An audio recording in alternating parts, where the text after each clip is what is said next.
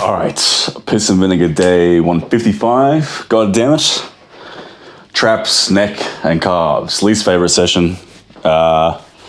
What's going on? Oh yeah, I painted my squat rack. It looks pretty snazzy, but don't spray paint your squat rack. It's like it looks cool, I guess, but it costs like $30 to spray paint it because one bottle of spray paint did like 2 poles. It was like unreal how little you get out of those fucking things. So yeah, it just wasn't worth the money. It looks alright, but then on top of that, it doesn't look that good actually because you can't probably see it on the camera, but I'm an idiot and I got like 3 different types of spray paint. I got like matte black, gloss, and flat black, and it's just like an amalgamation of different like kind of material surface. So it looks kind of goofy. It costed money. Like I was thinking to buy one and spray it and be done, but no, that's not how that works. I spray painted my barbell curl rack too. That required 4 cans. So I'm gonna keep going with it. I'm gonna make everything in my gym black, but it's just cost a lot of fucking money for like a little return on investment. It's more for my clients just to make my gym look more professional. But anyway, that's a cool new addition to the gym.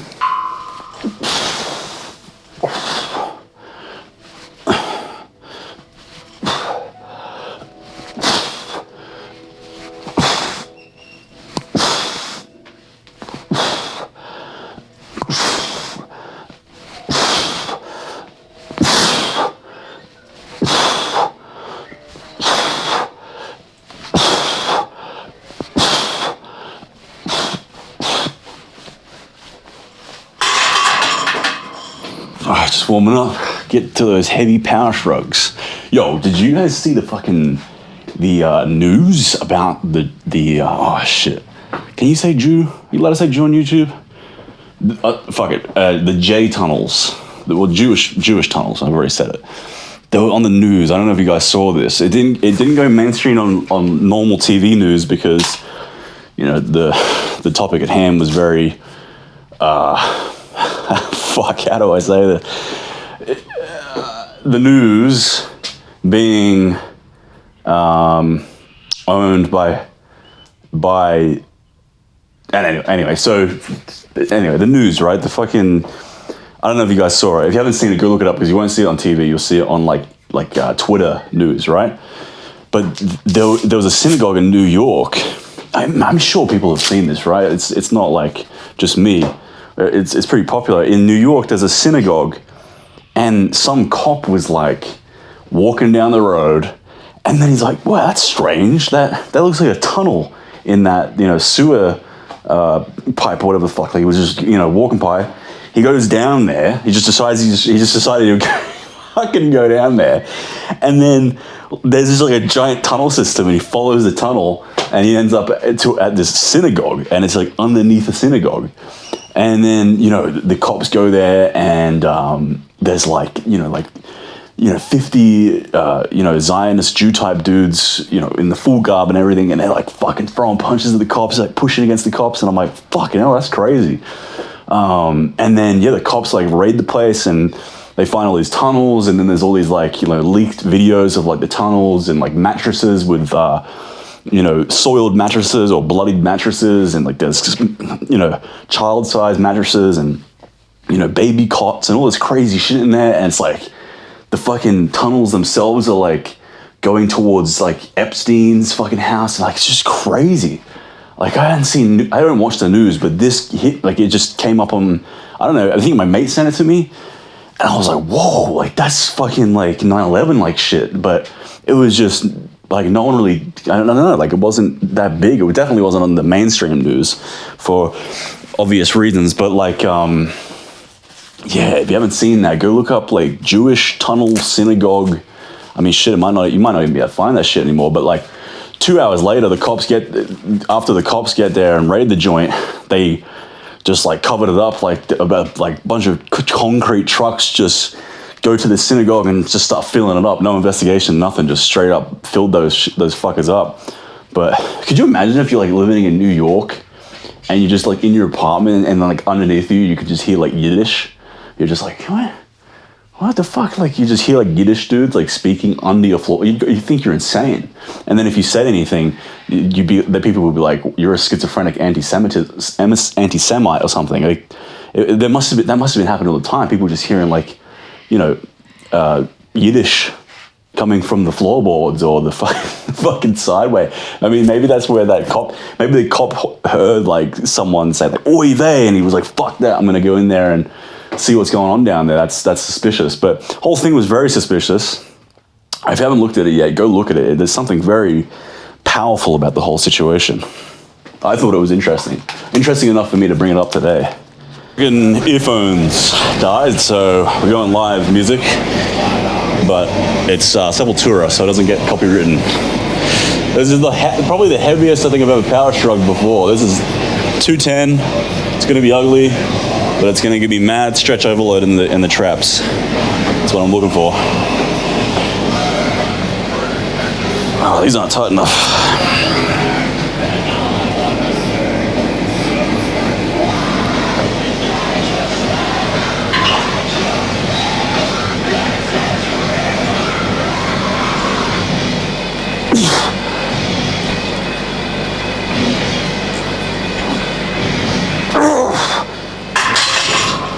God damn. Probably looked ugly, but gotta do these things.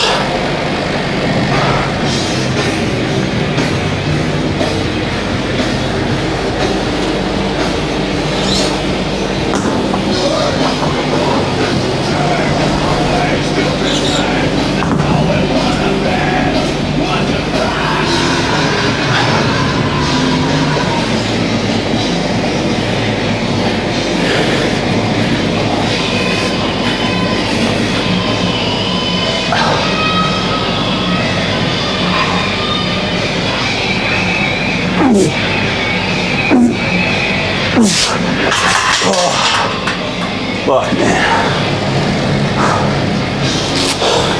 I don't like doing these, I really don't.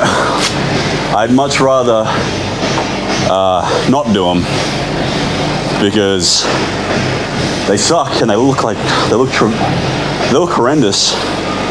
They're really fucking hard to do too. It's hard lifting such a heavy fucking weight and bouncing up and down and shit. But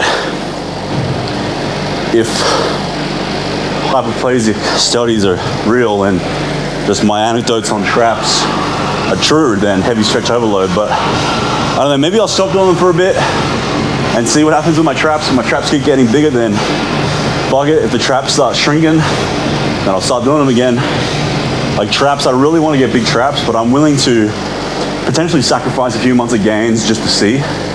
Because if over the next 2 months I stop doing these and I just do the strict shrugs with the lever bar and strict shrugs with the dumbbell, and I make trap gains or maintain them, fuck it. Yeah, I think that's what I'm gonna do. I think I'm gonna stop doing those for a few reasons. Hate doing them,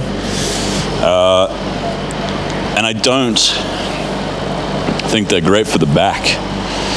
You know, you got 210 kilos just then, bouncing up and just like compressing the spine numerous times, like bouncing, not stabilized. So yeah, I just don't think that they're probably that great for the back, especially for someone like me who has sort of a slip disc or a bulging disc in my lower back, and it's just probably not a wise move. So I'm gonna give them a break for a bit, see what happens, see if they were pivotal for the gains or if they weren't. I bought a strap here, so now I can hold these plates on without them falling off much easier, so that's cool. I mean, another movement I could possibly do is a rack pull, just a really high rack pull. That way it's not a bounce, it's you know, stabilized. And that way I still get that stretch overload, but part of the stretch was bouncing like a shit ton of weight down on your traps. Now, yeah, I just don't know any other way of really doing that without the lower back, whole back, the whole spine just fucking all compressing under that weight. So, yeah, it's not a huge deal. It's not worth the potential spinal injury or spinal wear and tear just to get some possible bigger traps, but it also very well could be totally doing nothing compared. Ultimately, all I need is like a strict, heavy shrug like I'm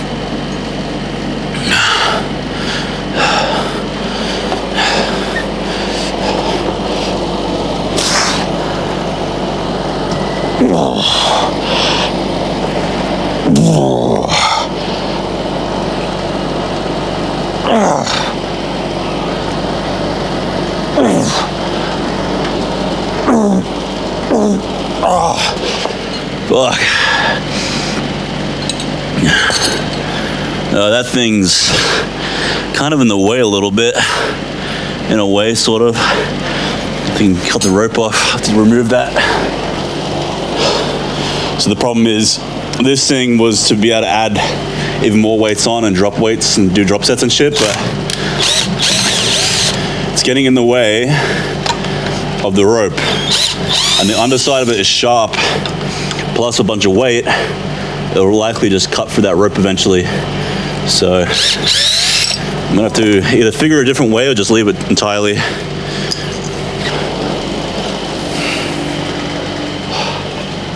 Fucking huh? Never mind. I thought there was a spider up there. All right.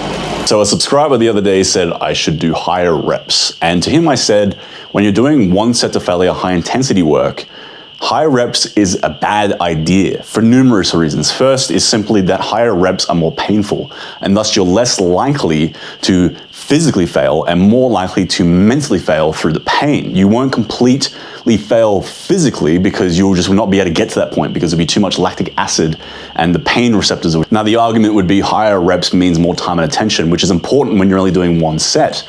But you can simply just do rest pauses, force reps, slower negatives in order to accumulate more time and attention in that one set. If you do one set with 100 seconds of time and attention from slow negatives and rest pauses and force reps, etc., that's the same amount of equivalent of doing say 4 sets of 8 to 12 reps with reps in reserve, ultimately not getting the same adaptative response because you are not training to actual failure. So yes, higher reps means more time and attention, but it also means it's harder to actually fail. And at the end of the day, whether you fail in 6 to 8 reps or 15 to 20 reps, it doesn't matter.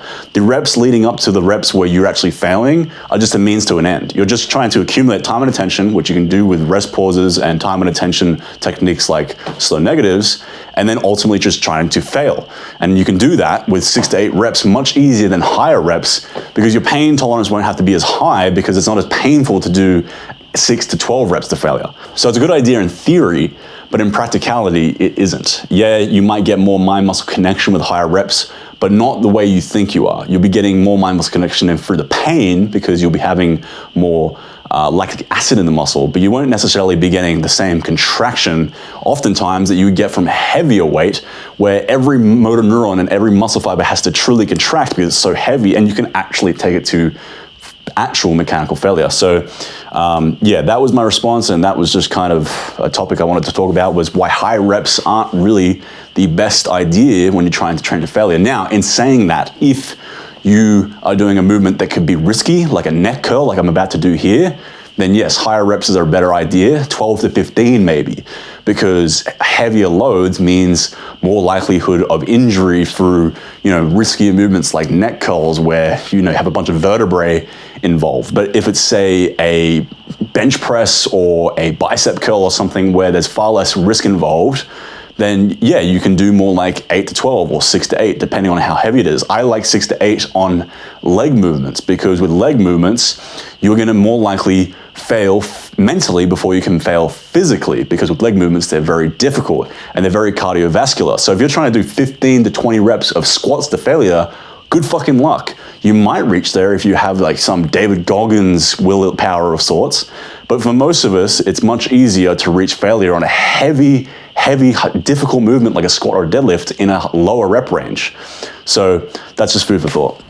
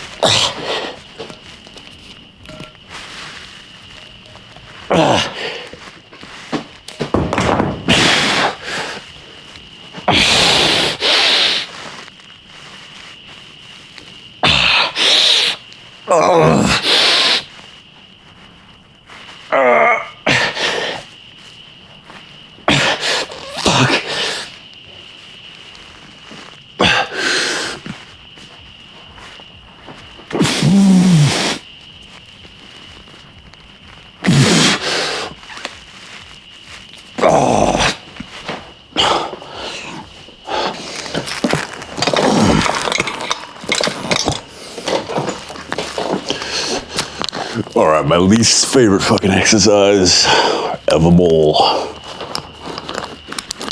Man, 2029, oh, what, not 2029, 2024 is becoming sort of fucking becoming a bit of a crazy year already. Starting off with a bang.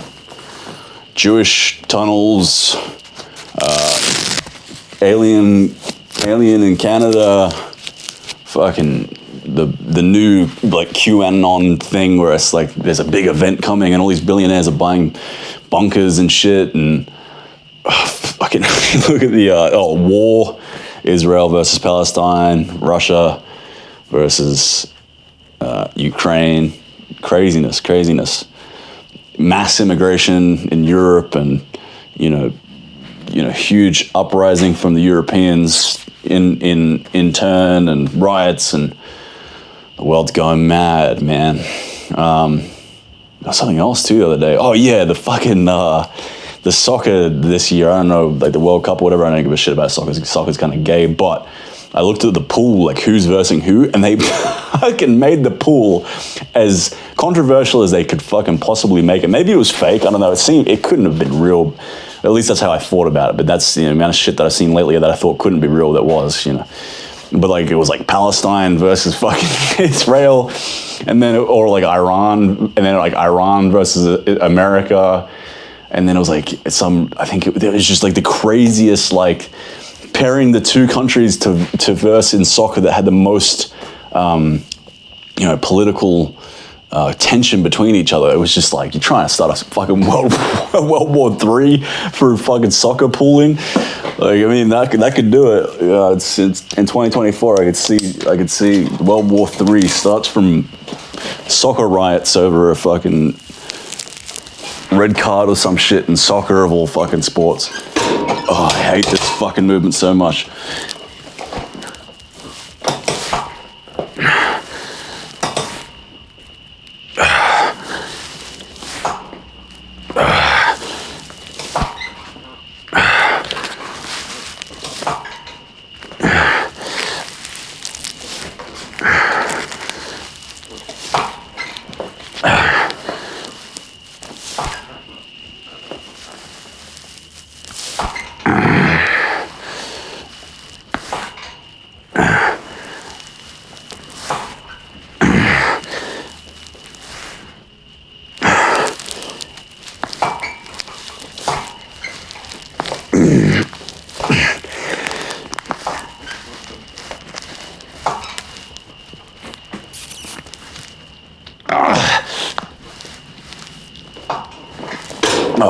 That shit look messy, I bet, but I was just trying to get that neck contracting the best I could. Sanitization and progressive overload be damned on this movement. I just try to get the side of the neck stimulated, but I fucking hate this move so much, dude.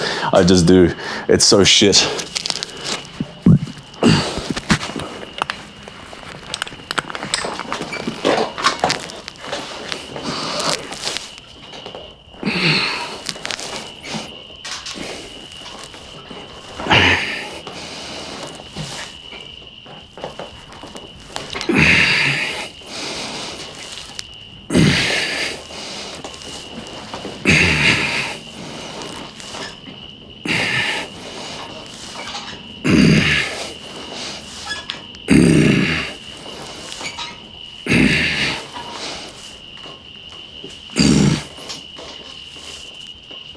gonna try something out actually.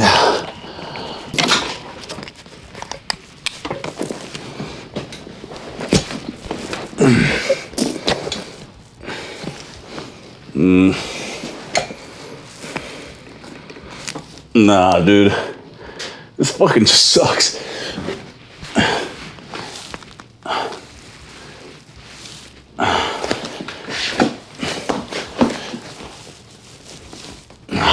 The resistance curve and everything just sucks on it, man.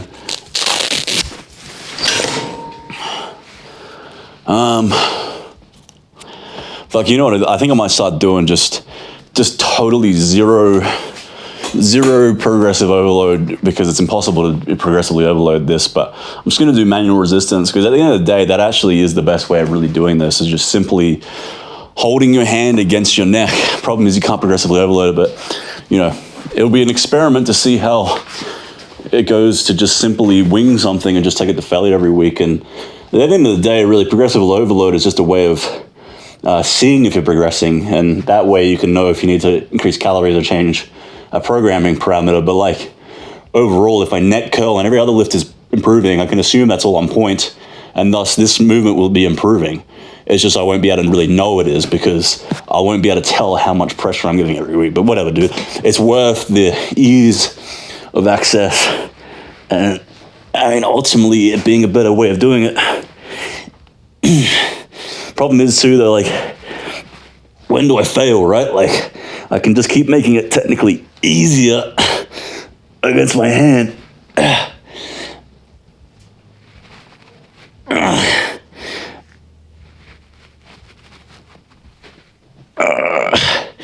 But in the same way, funnily enough, like, you can actually emulate that last rep that I was speaking about earlier, that the means to the end part is actually overruled here. Every rep is a failure rep, because it's like grinding, or it's like the last rep where you still get it, but you barely get it, which then is what isometric is, basically emulating that last one.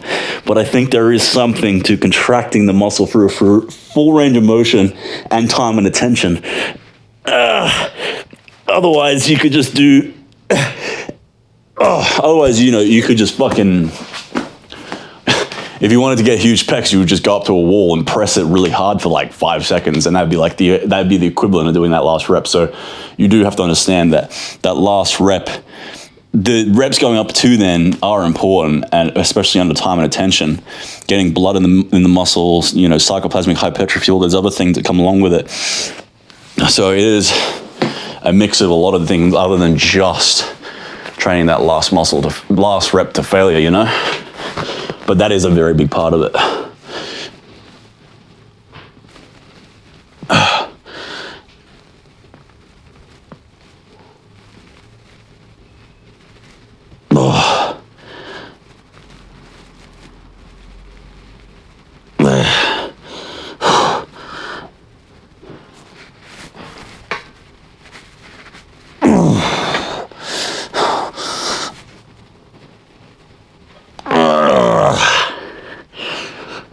Yeah, now that I really think about it, consider this an experimentation, or experiment. It's getting to practice what is essentially the last or second last rep for like 10 reps. I've kind of done this before with a bicep experiment, but it was giving me tendonitis, so I stopped. But I'll do it here. Lose progressive overload, lose standardization, but gain an experiment that's worth doing.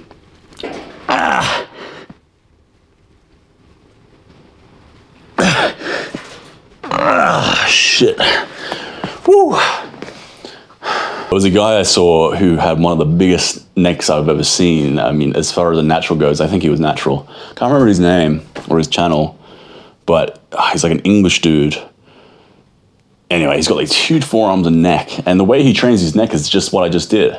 His neck extension was he'd get a friend to push down, only just enough that he could complete the rep, but enough that he's maxing out essentially. He'd go up for 10 and down for 10, and he'd do that for like 10 reps. It was 10, 10, 10, 10 second reps, 10 by 10 or something along the lines, and the dude had a fucking big neck. And he'd do that once a week. He would do high intensity training. The rest of his body he didn't do that way, funnily enough. I don't know why, and yet his neck was the biggest thing, so you'd think, put two and two together, why wasn't he training the rest? But anyway, I'm sure the guy had his reasons. He seemed knowledgeable, and he was fucking huge. So, you know, again, progressive overload, it's great. It's good to know that you are getting stronger, but ultimately what matters is your time and attention and training to failure. Now, in saying all this too, like, man, I do see these high intensity weirdos that are like, yeah, man, like, the only reason that you do any reps at all is just to get to that last rep. And it's like, to get that last rep where you fail and recruit every motor neuron. But it's like, well then, yeah, why aren't we just doing fucking isometric holds for 15 seconds? Or why aren't they just doing that? And why aren't they only giving their clients that?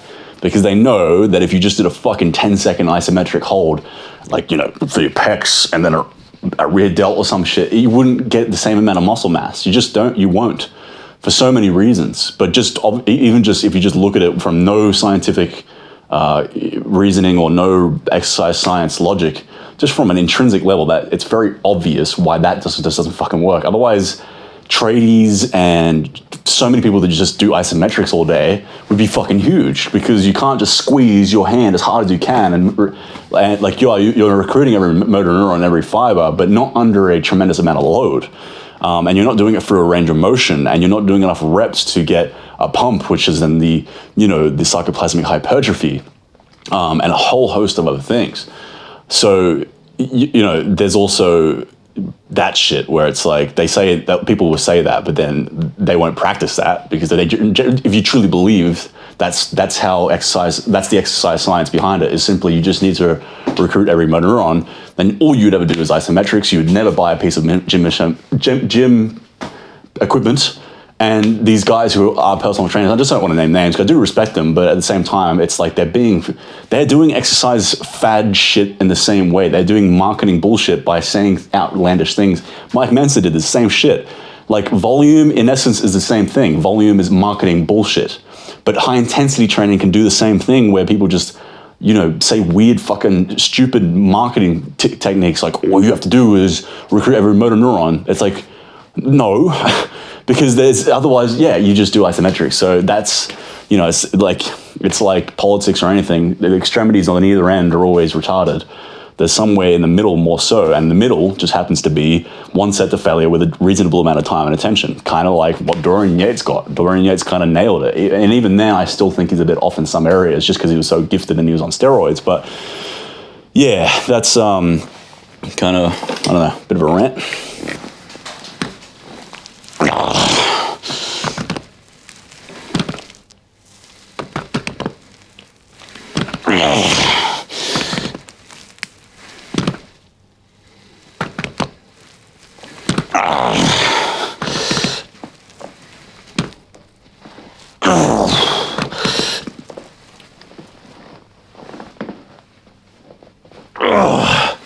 Whoa. Don't know what happened there today. That felt way fucking heavier than normal. Now, this next movement's a good example of, if you were to need to do higher reps for whatever reason, in this case, I would have to, if I don't slow the negatives and positives down, do higher reps, because there's just simply not enough weight here. This is only 175 kilos, and that's quite light for my calves, right? So in order to make more out of less weight, I have to then either do higher reps, which then makes the pain tolerance harder, or in this case, just slow the rep speed down. I just do, the same amount of time and attention, if not more, realistically, probably quite a bit more. I do like 8 to 10 reps, but 5-second negative and positive cadence. Personally, I just rather do, so if I could get away, if this machine could do, say, 220 kilos, I'd much rather do a 220 kilos where I just do explosive rep and then a 2-second, a 1-second squeeze and then a 2-second negative, like I do on most movements, but I can't.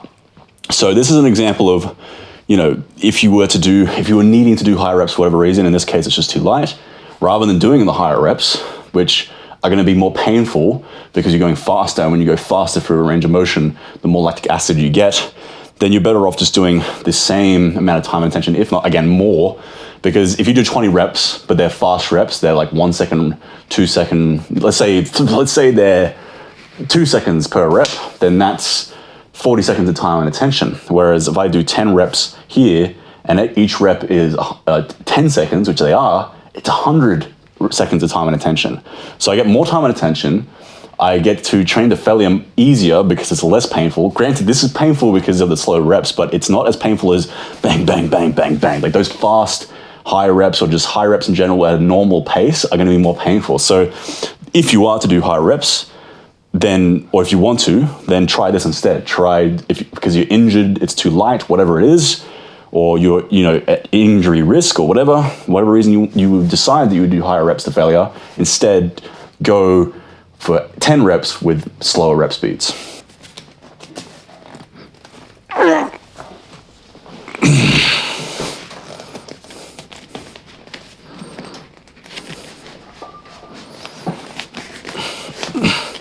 Fucking hell.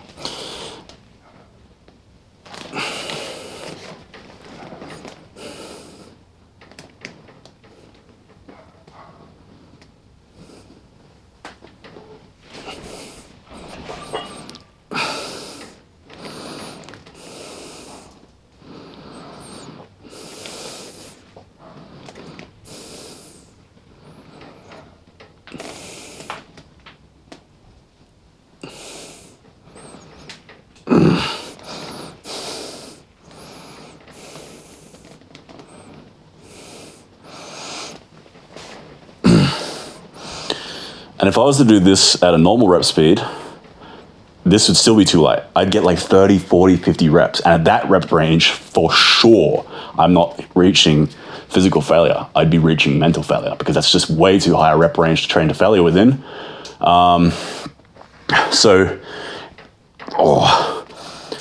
It actually makes you weaker with less reps with slower cadence. You get more out of even less weight.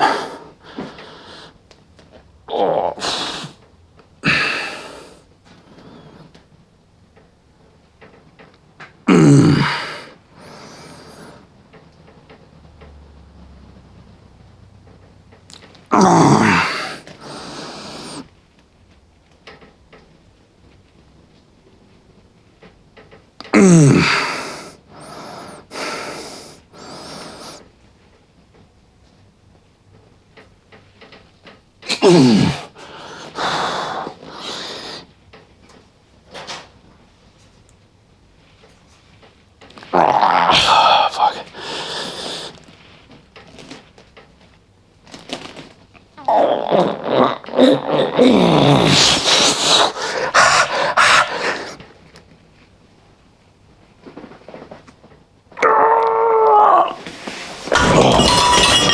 Oh shit. It finally fucking broke. God damn. What the fuck? Did it even break? I bet it didn't even break. I think it just unscrewed. Nah, it just unscrewed. So good. I was really kind of not keen on that being broken because I really fucking like this thing. I mean, I should probably build it better anyway because these fucking ends are getting too short. Can't put enough weight on, obviously. So maybe I should just rebuild it anyway. But anyway, all good. Just screw it off is all. You know what I think it is? These inner plates, the first ones, these are rubber on the inside. So like as they rotate, they have enough friction that they can kind of pull this bar out that's screwed in. So I need to take those off and just have plates on that have a metal inside, so there's no friction that's holding these plates, because 20 kilos, rotating around and around, it's just eventually going to take this fucking pole off. So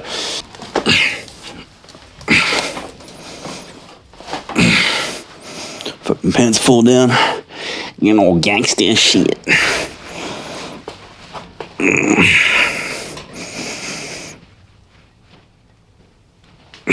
See, so this movement is plenty heavy enough, so I just do a explosive up, control negative, up, squeeze, negative, no problem.